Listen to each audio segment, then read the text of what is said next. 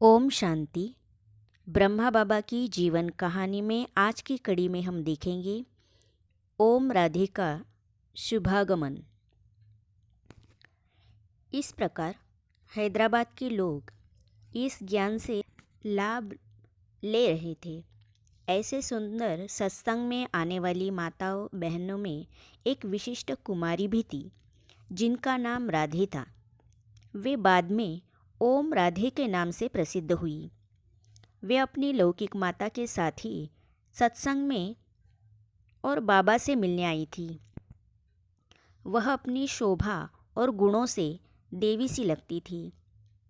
ऐसा प्रतीत होता था कि वे किसी दिव्य लोक से उतरकर इस धरा पर आकर साकार हुई है।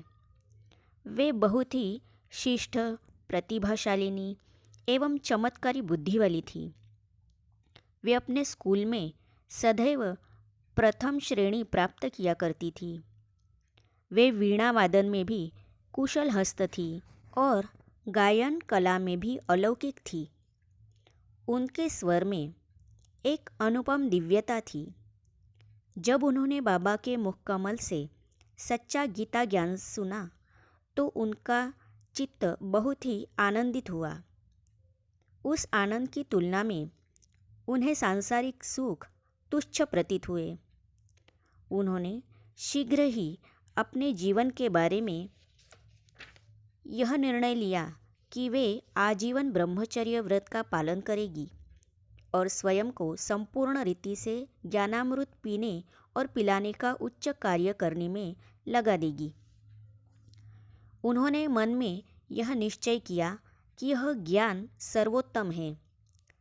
दादाजी से मिलकर उन्होंने अनुभव किया कि ये कोई निराले व्यक्ति है जिनका मस्तक मणि की तरह चमक रहा है, जिनके नयनों में एक अलौकिक मस्ती है और जिनकी ओम ध्वनि में एक ऐसा अनुपम आकर्षण है कि सुनने वाले देह की सुधि भूलकर आत्म स्वरूप में स्थित हो जाते हैं।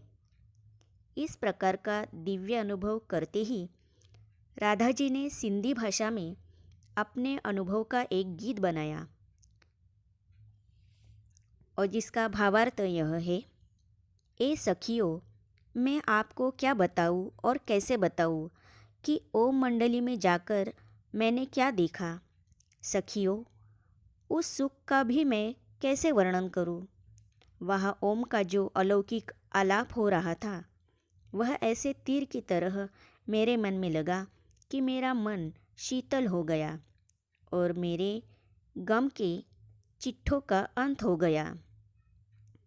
इस प्रकार उन्होंने जो गीत बनाकर अनुभव स्थित होकर मधुर स्वर में गाया, उसे सुनते ही सभी लोग खुशी में झूमने लगे।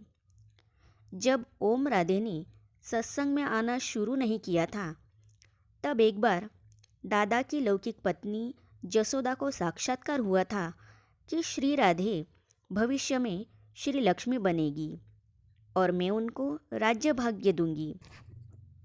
परंतु इसका अर्थ वे नहीं समझ सकी थी। इसके आगे की कहानी में क्या हुआ, ये सुनने और पढ़ने के लिए इस चैनल को लाइक कीजिए, शेयर कीजिए और सब्सक्राइब कीजिए। अपने अनुभव कमेंट्स में अवश्य लिखिएगा। ओम शांति।